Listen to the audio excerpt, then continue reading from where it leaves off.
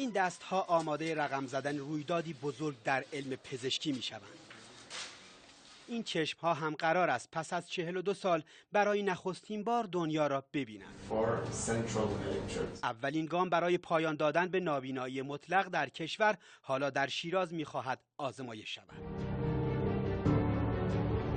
خانمی 42 ساله که نابینایی مطلق است به امید بینا شدن داوطلب این آزمایش بزرگ می‌شود. چند سوال ازت می‌پرسم به من جواب بده. دکتر فروردین به همراه تیمش با تکنولوژی جدید عمل پیوند شبکه‌ای مصنوعی چشم را انجام می‌دهند. ان شاءالله امروز در زمینه چشم پزشکی ما شاهد اولین عمل پیوند شبکه‌ای مصنوعی در کشور عزیزمون خواهیم بود. عمل با بهترین فوق تخصص‌های چشم پزشکی آغاز می‌شود. در این عمل جراحی پیچیده و پیشرفته با قرار دادن دستگاهی